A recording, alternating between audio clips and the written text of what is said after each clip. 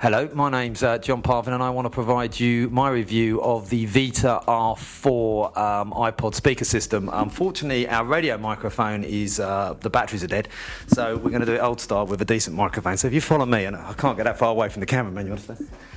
Right, let's wait.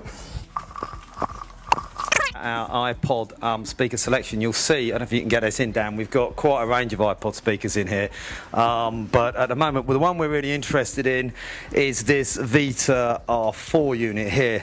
This is quite unique as a iPod speaker system in the fact that it comes with a CD player and it also features a DAB radio.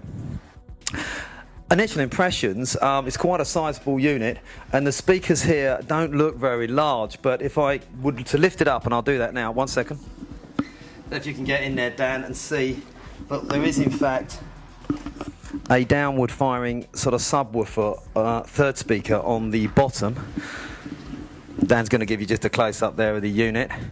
If you pause back, you'll also notice that on top here this control device is effectively a removable remote. Okay, don't crowd me, get back. Right, okay, so what I want to do is it's obviously really difficult to talk to you about sound quality with a iPod speaker system being recorded, but nonetheless, anyway, just to give you a demo, I've got my iPhone here. This does work with an iPhone or an iPod Touch or Classic or Nano. It uses a standard dock on the top, so the iPhone just plugs in there, and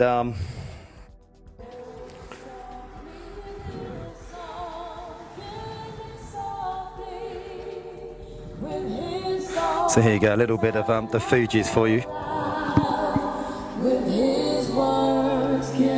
No, okay, I'm not going to focus on the sound quality. What I'd like to point out here, though, that the Vita, you probably don't know who Vita is, and brands like Bose have perhaps be more familiar to you, but this Vita audio is British built, British designed and built, and in that respect, it has what I would suggest quite a British sound quality. I can imagine someone who has a Hornby Railway set in his attic being the kind of person that would have designed this. It doesn't try and shout at you. It's not really super designy. It's much more subtle than that. But in that respect, it actually does produce a really good, well-rounded sound at all volumes. It's not for a kick-ass party with 100 revelers in your house. It's not the kind of product you'd want for that. But if you do want to listen to a wide range of music and you're looking for something that not only can give you the real good highs and the big bass, but instead can give you some real depth in maybe acoustic guitar or string sounds in the middle, then I would suggest that this Vita audio is perhaps one of the best sound speaking, if not the best sounding speaker system we have on display here. Excuse me, the phone's ringing now. I'm just going to cancel that. Apple sales manager on the phone there, but we'll pass over him. So let's just have a look what else we've got here. As I said, this remote's detachable. To be honest with you, I think the remote's a kind of really modern design when the rest of the speaker system's a little bit more traditional, and I think they've made a bit of a mistake there.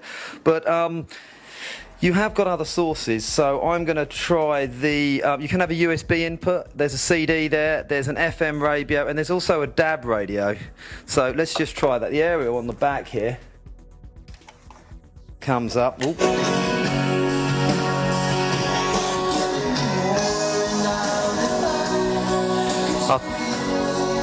I did have it a bit loud there, so you can probably work out that's a bit more like it. Okay, I'd like to now turn it around for a second, let you have a look at the back.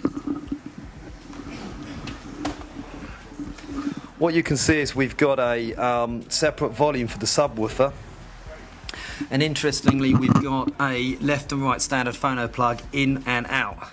It's also nice to see a metal, I mean, this is a metal finish with screws in it and a decent walnut exterior. It is a walnut veneer on an MDF, I'm been led to believe, by the manufacturer. But nonetheless, it is gives you that kind of sense of quality. But to be honest, you don't get with a lot of other iPod speaker systems these days. Everything's gone plastic. Piano black plastic seems to be in vogue at the moment, where actually I quite like the wood finish. And the fact that it is a wood finish means that there is a warmer, richer sound quality that you get from that, rather than having it purely as a sort of digital DSP processing in a plastic case, which can be very good, but it can be also very harsh. Okay, so let's go back to the front.